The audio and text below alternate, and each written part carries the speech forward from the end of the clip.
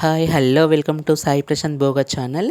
ఈరోజైతే నేను దొండకాయ అయితే ఒక రెసిపీ చేయబోతున్నాను. దాని పేరుందో కామెంట్ బాక్స్లో కామెంట్ అయితే చేయండి. మీరు అసలు మీరు చేసుకుంటారో లేదో కూడా నాకు తెలియాలి కదా.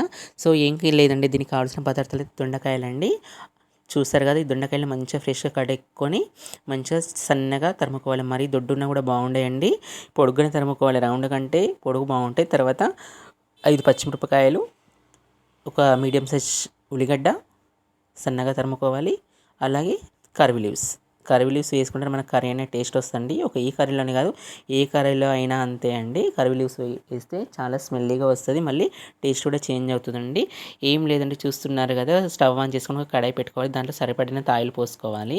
ఆయిల్ వేడెక్కాక మనము ఆవాలు, జీలకర్ర, మిరపకాయలు, ఉల్లిగడ్డలు, కర్రీ లీవ్స్ అన్నీ వేసుకొని కలుపుకుంటూ ఉండాలండి. కొంచెం గ్యాస్ స్లిమ్లో పెట్టుకోండి, మరీ ఎక్కువ ఫ్లేమ్లో పెట్టేస్తే మాడిపోద్ది. ఇంకా మీరు రెసిపీస్ ఏమేం చేస్తారండి చెప్పండి కామెంట్ బాక్స్లో. ఇంకేంటి, దాంట్లో చిటికెడు పసుపు వేయాలండి కలరింగ్ ఏజెంట్ కోసం. ఈ పసుపు వల్ల మనకు యాంటీసెప్టిక్గా యూజ్ అవుతుంది. సో మన క్రీములను కూడా చచ్చిపోతాయి. యాక్చువల్గా కలరింగ్ ఏజెంట్ అంటారు, కానీ మెయిన్గా యాంటీసెప్టిక్ యూజ్ అవుతుంది. ఎందుకంటే ఇవాళ రేపు అన్నీ ఎట్లా ఉంటున్నాయండి, హైబ్రిడ్ కదా, సో అట్లా అన్నట్టు. ఇంకేంది, ఆ తర్వాత కొంచెం ఫ్రై అయ్యాక మనము తరిగిన దొండకాయల ముక్కల్ని వేసి కలుపుకోవాలండి. చూస్తున్నారు కదా, మరీ అంత మాడకుండా కలుపుకుంటూ ఉండాలి. ఆ తర్వాత పైన ఒక ప్లేట్ పెట్టేసుకుని ఆ ప్లేట్ పైన వాటర్ పోయాలి. ఎందుకంటే వాటర్ వేయడం వల్ల మన కర్రీ అనేది మాడకుండా ఉంటుంది, మంచిగా ఆయిల్ అనేది దాంట్లో ఇగ్గుకుంటుంది. సో అందుకే అట్లా కలుపుకుంటూ ఉండాలి. చూస్తున్నారు కదా, ఫస్ట్ చేసిన దానికి ఇప్పుడు చేసిన దానికి ఎంత తేడా అయితే ఉందో. ఈ మిశ్రమం ఇట్లా కలుపుకుంటూ ఉండాలండి. మీరు దొండకాయ అయితే ఇంకేమేమి చేస్తారో కామెంట్లు అయితే చేయండి. ఆ తర్వాత మిరపకాయ పొడి, ఆ తర్వాత ఇంకేం వేస్తారు, సాల్ట్. ఓకేనా, ఈ సాల్ట్ కూడా తగినంత మొత్తంలోనే వేసుకోండి, ఎక్కువ వేసుకోవద్దండి. ఎందుకంటే ఈ మధ్యలో హై బీపీ చాలా పెరుగుతుంది. ఉప్పు కారం ఎంత తక్కువ ఉంటే అంత బెటర్ అండి. అవి రెండు వేసుకొని మంచిగా కలుపుకోవాలండి. మరి అయితే అస్సలు అంటదండి, అంటూ కొంచెం అట్లా టేస్ట్ అనేది చేంజ్ అవుతుంది. సో అందుకే స్లిమ్లో పెట్టుకోవాలి.